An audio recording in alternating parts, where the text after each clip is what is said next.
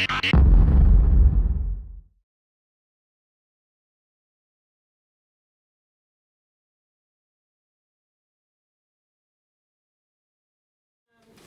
Betsy Bishop, President of the Vermont Chamber of Commerce, here to talk to you today about the governor's proposal, which includes the payroll tax. Just as a point of reference, it's important to know that the Vermont Chamber has 1,500 business members across the state. And our mission and what we live to do is to help businesses thrive and to promote economic growth. So this particular proposal is quite important to our mission. So specifically to the governor's proposal, I'm going to do this after a bit of a movie that we might have all seen, because I think we've seen this movie before and I think we know how it ends. So I'm going to talk about the governor's proposal in 3 parts: the good, the bad, and the ugly. The good part of this proposal is that it's bringing needed attention to the Medicaid cost shift. I think that there is also a recognition in this discussion that businesses have for a very long time been paying more than what they should be paying. They've been paying on average about 40% more, and that they've been being shifted. And that is really due to the chronic underfunding of the state budget.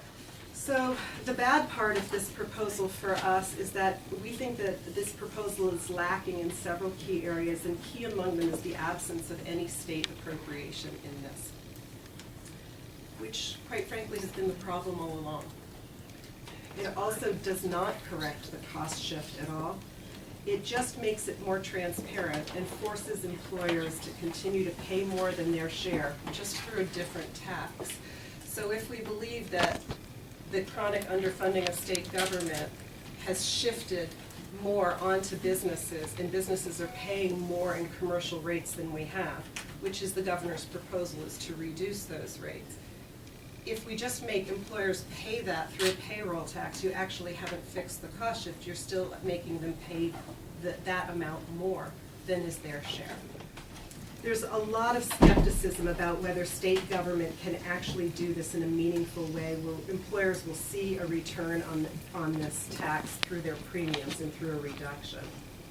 So the ugly part for us is the implementation of this new payroll tax.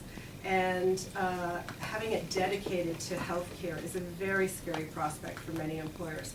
I have had more businesses email me directly with very thoughtful comments about this than I have on many other issues.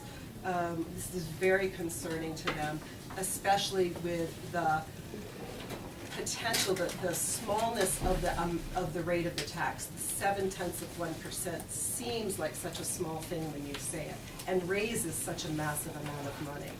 And when we look at the history of taxes and we look at the history of these dedicated funds, there's a real concern that we will see that tick up over time.